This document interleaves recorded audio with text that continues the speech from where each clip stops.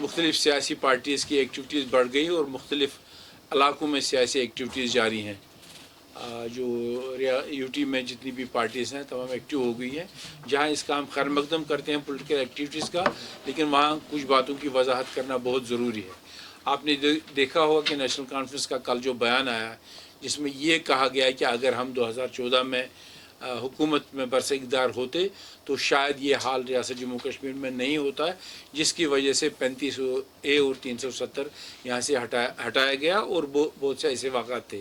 میں آپ کی وسادت سے ان سے پوچھنا چاہتا ہوں کہ 1996 میں جب سے ایک سنہری موقع ملا تھا نیشنل کانفرنس کو، اور 2/3 اکثریت لوگوں نے صرف اس لیے دی تھی کہ ہمیں وہ اندرونی خود مختاری یہاں پر ریسٹور کریں گے.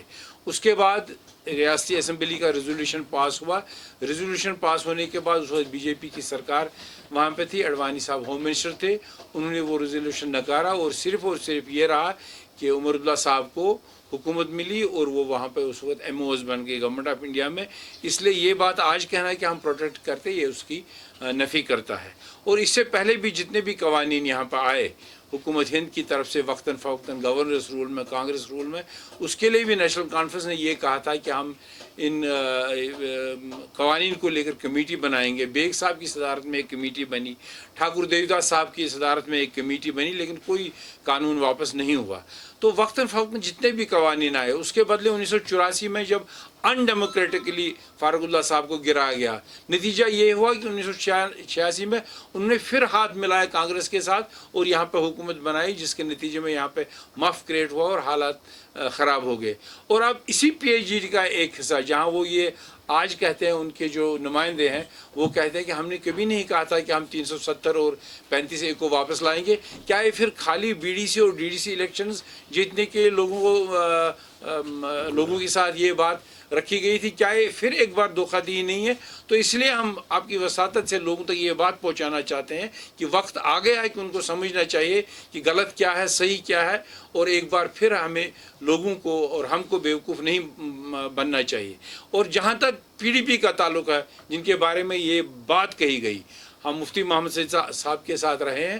اس وقت جو انہوں نے فیصلہ لیا اس کے خلاف آج انہی کے پارٹنر نیشنل کانفرنس کہہ رہے ہیں، اور پی ڈی پی کی طرف سے کوئی سادہ سا بیان بھی نہیں آیا. وہ اتنے اپولوجیٹک ہیں اس ڈیسیجن پہ. اس کا مطلب ہے ان کو بھی شاید لگتا ہے یہ فیصلہ غلط ہوا تھا، چونکہ ہم اس وقت اس پی ڈی پی میں خود بھی شامل تھے اور ایک وائڈر اسپیکٹرم میں یہ فیصلہ ہوا تھا. اور شاید 370 اور 35A کو بی جے پی نے مانا تھا بیک برنر پر رکھنا، لیکن یہ سارا جو توڑ پھوڑ ہو رہا ہے یہاں پہ لوگوں کو ایک بار مسلیڈ کرنے کے لیے اور اپنے جو کیے ہوئے پہ ایک کور کرنے کے لیے یہ سارا کچھ ہو رہا ہے. اس لیے ہم نے سوچا یہ ان باتوں کا آپ کے ساتھ ہم وضاحت سے یہ آپ کے ساتھ شیئر کریں گے.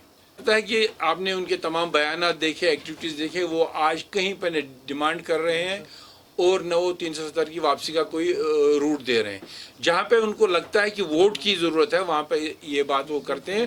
اور ہمیں یہ پورا یقین ہے اور ہم نے واضح یہ کر دیا ہے کہ لینڈز کی پروٹیکشن کے لیے بھی ہم لڑیں گے، نوکریوں کی پروٹیکشن بھی لڑیں گے، جس میں ہم کافی حد تک کامیاب ہو گئے ہیں.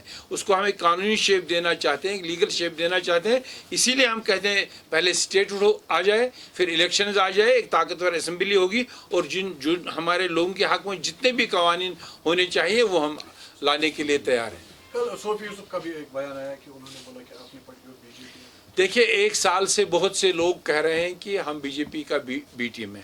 ہم نے واضح کر دیا اور ثابت کر دیا، جب بی ڈی سی الیکشنز آئے ہم نے بی جے پی کے خلاف الیکشن لڑا. ہم کس پارٹی کے خلاف ہیں اور کس پارٹی کے حق میں وہ سوال نہیں ہے. سوال یہ ہے کہ ہمارا ایک ایجنڈا ہے، ہمارا ایک آئین ہے، اس کو لے کر ہم آئے ہیں.